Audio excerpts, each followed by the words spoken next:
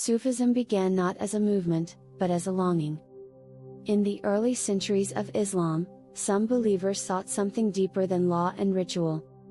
They wanted closeness to God, not through rules alone, but through the heart. These early mystics were known for their simplicity. They wore coarse wool garments, called suf, from which the word Sufi likely comes. They rejected luxury, power, and status, choosing humility and inner purification instead. Sufism grew from the belief that God could be experienced directly through love, remembrance, and discipline. Prayer was not just obligation. It was intimacy. By the 8th and 9th centuries, Sufi teachers began to appear across the Islamic world, from Baghdad to Khorasan, from North Africa to Central Asia. They taught that the ego was the greatest barrier between the human soul and God. One of the most famous early figures was Rabia al-Adawiyya, who spoke of loving God not out of fear of hell or desire for paradise, but for God alone. This idea reshaped Islamic spirituality. Over time, Sufism organized into orders, known as tariqas. Each order followed a spiritual lineage, passing teachings from master to student. These paths included meditation, chanting, music, poetry, and structured remembrance of God, known as dhikr.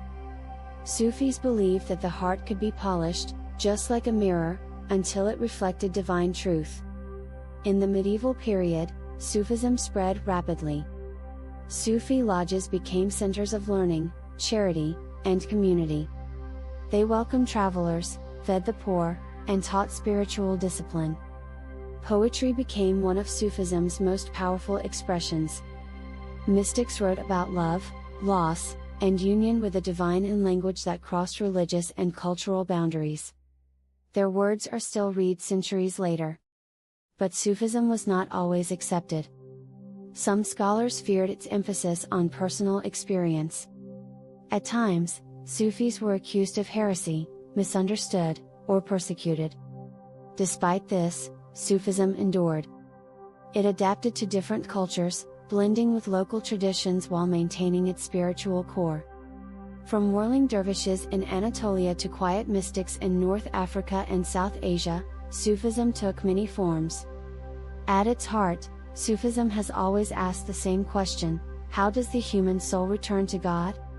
Today, Sufism continues to exist across the world, not as a relic of the past, but as a living tradition of inner transformation.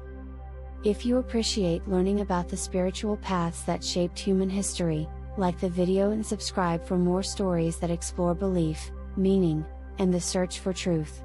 Explore belief, meaning, and the search for truth.